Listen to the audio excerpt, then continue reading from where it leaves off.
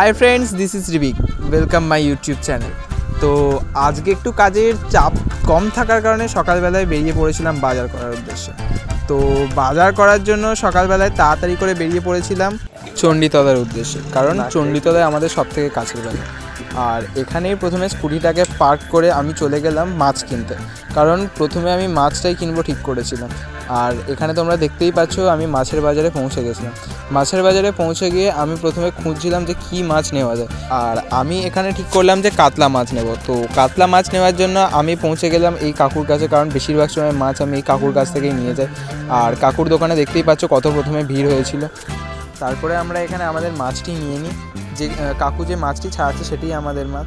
আমাদের মাছটি হয়েছিল টোটাল 1 কেজি 250 গ্রাম, আর দাম নিয়েছিল 500 টাকা। কত দাম তোমরা বুঝতেই পারছো।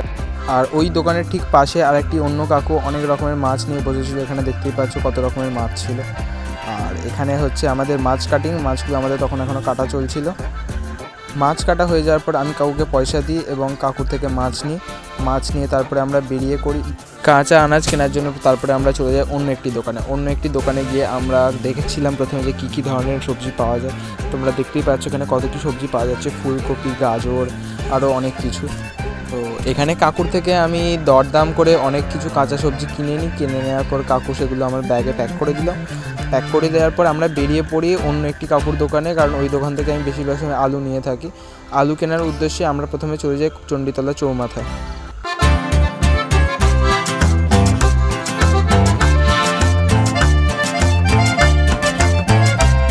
আর এখানে আমরা চলে এসেছি আলু কেনার জন্য, যেমন বললাম চণ্ডীতলা চৌমাথায়। তো এখানে পৌঁছে আমরা প্রথমে আলু কিনতে ঢুকে যাই। এখানে আমাদের কাকু আলু দেখাচ্ছিল, তো আমি ওই কাকুর সাথে হাত লাগিয়ে বেছে বুঝে কিছু আলু কিনে নিলাম। আলু কিনে নিয়ে আমরা বেরিয়ে পড়লাম বাড়ির উদ্দেশ্যে। তো ওখান থেকে চললাম আমি সোজা বাড়ি।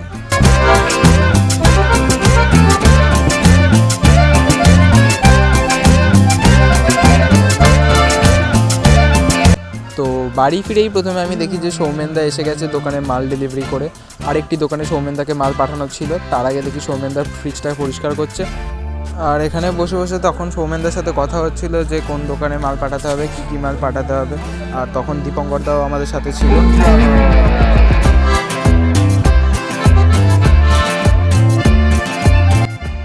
সবকটা দোকানের বিল বানানোর পর তারপরে চলে গেলাম আইসক্রিম বের করতে।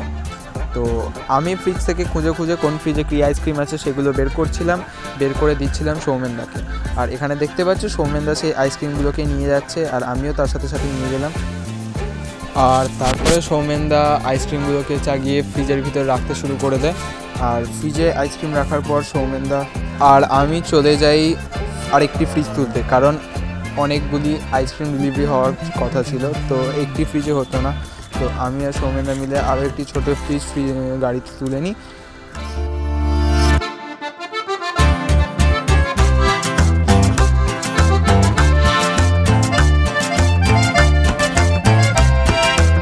আর এখানে গাড়িতে তুলে নেওয়ার পর সৌমেনদা বেরিয়ে পড়ে গাড়ি নিয়ে আইসক্রিম ডেলিভারি করার জন্য।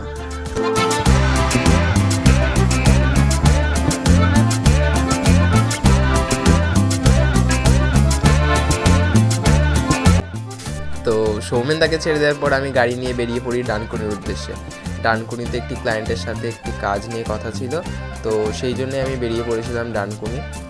যতক্ষণে আমরা ডানকুনি যাচ্ছি ততক্ষণে আপনারা আমাদের চ্যানেলটিকে সাবস্ক্রাইব করুন, ভিডিওটি ভালো লাগলে লাইক করুন, কোনো সাজেশন থাকলে কমেন্ট করুন। আর কিছুক্ষণের মধ্যে আমরা ডানকুনি পৌঁছে গেছি। পৌঁছে গিয়ে আমাদের কিছুক্ষণ অপেক্ষা করতে হয়েছিল, কারণ ওনার একটি মুদিখানার দোকান আছে আর দোকানে অনেক ভিড় হয়েছিল, তো আমরা কিছুক্ষণ ওনার জন্য অপেক্ষা করছিলাম। 1 hour later. তো কিছুক্ষণ পরেই উনি আমাদের ভিতরে ডাকেন। ভিতরে যাওয়ার পর ওনার সাথে কথা হয় যে কী ইভেন্ট আছে, কবে আছে, কত লোক হবে, কী ফ্লেভারের আইসক্রিম থাকবে, এইসব নিয়ে। তো ওনার সাথে কিছুক্ষণ কথা হওয়ার পর আমরা বেরিয়ে পড়লাম বাড়ির উদ্দেশ্যে।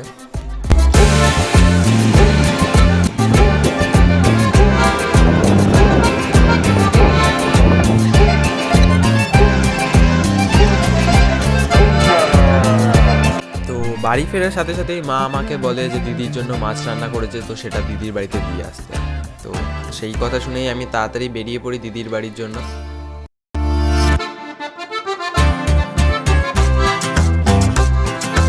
তো আপনারা জানেন যে আমি ইভেন্ট ম্যানেজমেন্টের কাজ করে থাকি। তো আপনাদের যদি বাড়িতে কোনো ইভেন্ট থেকে থাকে তো অবভিয়াসলি আমার সাথে স্ক্রিনে দেওয়া নাম্বারে কন্ট্যাক্ট করতে পারেন। আমাদের ফেসবুক আর ইনস্টাতে রিবিক ইভেন্ট ম্যানেজমেন্টকে ফলো করতে ভুলবেন না, লিঙ্ক ডেসক্রিপশনে দেওয়া আছে।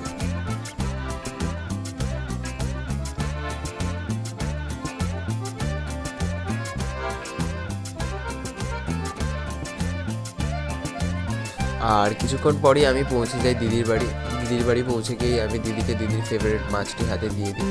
আর এখানে বলে রাখি যে দিদির বাড়িতে কোনো ভিডিও আমি বানাতে পারিনি, কারণ সবাই ক্যামেরার সামনে আসতে চাইছিল না, তো ভিতরে কোনো ভিডিও আমি বানাইনি। আর কিছুক্ষণ পরেই আমরা মিষ্টি জল খেয়ে বেরিয়ে পড়ি দিদির বাড়ি থেকে বাড়ির জন্য। আমরা যতক্ষণ বাড়ি যাচ্ছি ততক্ষণ আপনারা ভিডিওটিকে লাইক করুন, চ্যানেলটিকে সাবস্ক্রাইব করুন।